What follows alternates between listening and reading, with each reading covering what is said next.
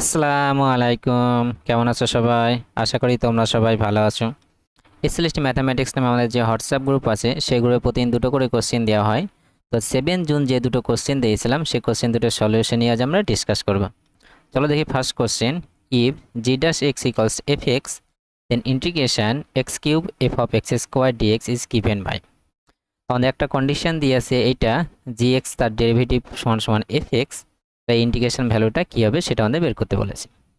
তো চলো দেখো প্রশ্নটা আমরা লিখে নিয়েছি। তো ইন্টিগ্রেশনটা বের করার জন্য আমরা কী করব, প্রথমে এখানে এক্স স্কোয়ার ইকুয়ালস টু টি ধরে নেব। আমরা কি সাবস্টিটিউট করব, এক্স স্কোয়ার ইকুয়ালস টি। তাহলে আমাদের কী হবে, 2x ডেরিভেটিভ করলে 2x ডিএক্স ইকুয়ালস টু আমাদের কী হবে, টি হবে। তাহলে এক্স ডিএক্স ইকুয়ালস টু কত হবে, হাফ টি। এবার আমরা সাবস্টিটিউট করব ভ্যালুগুলো, দেখো। তো এখানে এক্স কিউব আছে, এক্স কিউব ইকুয়ালস টু আমরা কি লিখতে পারবো, একটা এক্স লিখতে পারবো আর একটা এক্স স্কোয়ার লিখতে পারবো, ঠিক আছে, প্রোডাক্ট হিসাবে। তাই দেখো এক্স স্কোয়ারের জায়গায় আমরা কি লিখতে পারবো, টি লিখতে পারবো। তাহলে এখানে আমরা টি লিখে দিলাম।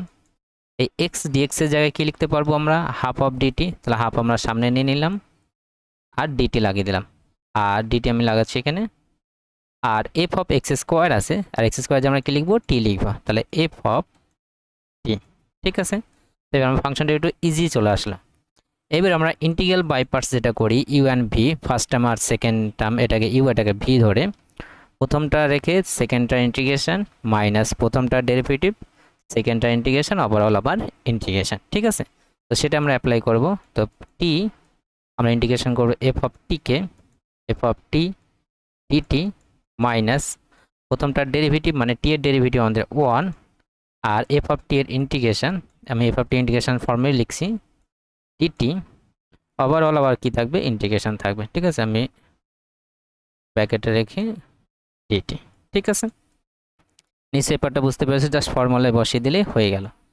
দেন হাফ, এবার আমরা কি করব, এই এফ অফ টি ডিটি এর ইন্টিগ্রেশনটা কী হবে সেটা আমাদেরকে বের করতে হবে। সেটা কীরকম ফর্ম হবে দেখো, তার জন্য আমাদের যে গিভেন আর একটা কন্ডিশন আছে, এই কন্ডিশনটা ইউজ করতে হবে। দেখো g dash x equals to f x আছে, তাহলে এটাকে আমরা এরকম লিখতে পারবো, জি এক্সকে এক্সের ডেরিভেটিভ অ্যাকচুয়ালি জি ড্যাশ এক্স মানে কি, জি এক্সকে এক্সের ডেরিভেটিভ, এটা কষ্ট আমাদের কত, এফ এক্স আছে, ঠিক আছে। আমরা যদি ডিএক্স দিয়ে গুণ করে দিই তাহলে আমাদের ডি অফ জিএক্স পাবো, ডি অফ জিএক্স, এটা কষ্টে কত হবে আমাদের, এফ এক্স ডিএক্স হবে। এবার আমরা বোথ সাইড ইন্টিগ্রেশন চাপিয়ে দিলাম, এদিকেও ইন্টিগ্রেশন চাপিয়ে দিলাম, এটাকেও ইন্টিগ্রেশন চাপিয়ে দিলাম। তাই তো ডি অফ সামথিং ইন্টিগ্রেশন কী হয়, যেমন ডিএক্স এর ইন্টিগ্রেশন কী হয়, এক্স হয়। Same to same G D of কত আছে, জিএক্স আছে, তাহলে এটা আমাদের কী হয়ে যাবে, জিএক্স বেরিয়ে আসবে। আর জিএক্স আমরা কী পেলাম, ইন্টিগ্রেশন এফ এক্স ডিএক্স। তাহলে ইন্টিগ্রেশন এফ এক্স ডিএক্স এর ভ্যালু করলাম, জিএক্স পেলাম। এখানে integration F of T dt আছে, জাস্ট এক্স এর জায়গায় টি আছে, তাহলে এখানে যদি টি সাবস্টিটিউট করে দাও তাহলে আমরা কী পাবো, integration F of T dt, এটা ভ্যালু কী হবে, জি অফ টি হবে। জাস্ট এখানে টি সাবস্টিটিউট করলে জি অফ টি আসবে। তো সেটাই আমরা এখন লিখবো, দেখো। তাহলে টি ইন্টু এটা ইন্টিগ্রেশন কী হবে করলে আমাদের জি অফ এক্স হয় এক্সের ক্ষেত্রে, কিন্তু এখানে জি অফ টি হবে। তো জি অফ টি মাইনাস, তাহলে এখানে আমাদের দেখো ইন্টিগ্রেশন, এই যে এর ভিতরে একটা ইন্টিগ্রেশন আছে, ঠিক আছে, integration F of T dt, এটা ভ্যালু কত হবে, জি অফ টি হবে। তাহলে জি অফ টি হলো, আর আমাদের বাইরে একটা ডিটি আছে, ঠিক আছে। আশা করি বুঝতে পেরেছো। এবার আমরা কি করব, টি আবার সাবস্টিটিউট করে দেবো। টি এর ভ্যালু কত আমাদের ধরেছিলাম, এক্স স্কোয়ার ধরেছিলাম, ঠিক আছে। সেটা আমরা লিখবো এখন। তাহলে half x square into g of t মানে g of x square minus integration g of t এর ভ্যালু বসিয়ে দিই এক্স স্কোয়ার। এখানে দেখো ডিটি আছে, তো ডিটির ভ্যালু কত আমাদের দেখো, এখানে আমরা লিখেছিলাম 2x dx, সেটাই বসিয়ে দেবো। তাহলে 2x dx, ঠিক আছে। এর হাফ দিয়ে গুণ করে দাও আমরা, তাহলে আমরা রেজাল্টটা পেয়ে যাব। তাহলে half x square G of x square, এই 2 আছে আর এই হাফ আছে কেটে যাবে, দিয়ে আমাদের ইন্টিগ্রেশনের মধ্যে থাকবে এক্স থাকবে, জি অফ এক্স স্কোয়ার ডিএক্স, আর সাথে প্লাস সি তো থাকবে, ঠিক আছে, সব জায়গায় সিলটা লিখে নেবে, ঠিক আছে। এটা হবে আমাদের রিকোয়ার ইন্টিগ্রেশন, ঠিক আছে। তো চলো আমরা দেখে নিই কোন অপশানটা আমাদের ঠিক হচ্ছে। তো দেখো আমাদের বি অপশানটা আমাদের ঠিক হবে, ঠিক আছে, half of x square G of x square minus integration X G of x square dx plus C. চলো দেখো next question. A straight line passing through the intersection of the lines given by this and makes equal intercept of same sign on the axis. Then the equation of the straight line. একটা straight line এই দুটো straight line intersect দিয়ে pass করছে, মানে এই দুটো straight line সবাই intersect এই জায়গাটা করছে, তাহলে এই ইন্টারসেক্ট পয়েন্ট দিয়ে স্ট্রেট লাইনটা পাস করছে এবং সেই স্ট্রেট লাইনটা আবার ইকুয়াল ইন্টারসেপ্ট ফর্ম করছে অ্যাক্সিস। অ্যাক্সিস মানে এখানে x axis and y axis. তো চলো শুরু করা যাক। দেখো আমাদের এই স্ট্রেট লাইনটা কি বলেছে, ইকুয়াল ইন্টারসেপ্ট ফর্ম করবে। এটা জিনিসটা কি, ইন্টারসেপ্ট জিনিসটা আমি একটু বলে দিই, তাহলে আরো সহজ হবে বুঝতে তোমাদের। ধরো এটা এক্স অ্যাক্সিস, এটা ধরো ওয়াই অ্যাক্সিস, ঠিক আছে।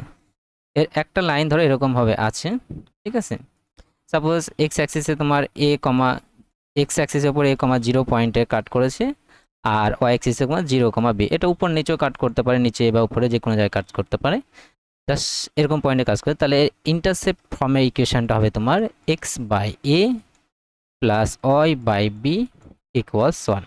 তাহলে ইকুয়েশন আমরা শর্ট ফর্মে লিখতে পারবো x by a plus y by b equals to 1। তো এখানে যে কন্ডিশন বলেছে দুটো ইন্টারসেপ্ট কি আছে, সমান আছে, মানে এই ডিস্টেন্সটা আর এই ডিস্টেন্সটা কি আছে আমাদের সমান আছে, ঠিক আছে। এই ডিস্টেন্স সমান আছে এবং সেম সাইন আছে।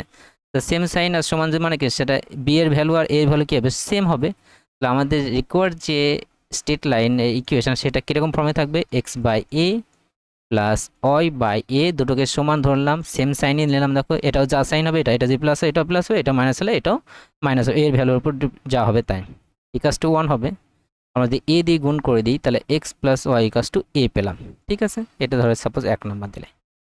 এবার আমাদের এই স্ট্রেট লাইনটা আর দুটো স্ট্রেট লাইনের যে ইন্টারসেকশন পয়েন্ট আছে সেই পয়েন্ট দিয়ে পাস করতে হবে। হয়তো স্ট্রেট লাইন দুটো এরকম আছে আর বাকি দুটো স্ট্রেট লাইন এই পয়েন্ট দিয়ে আমরা পাস করবে, ঠিক আছে।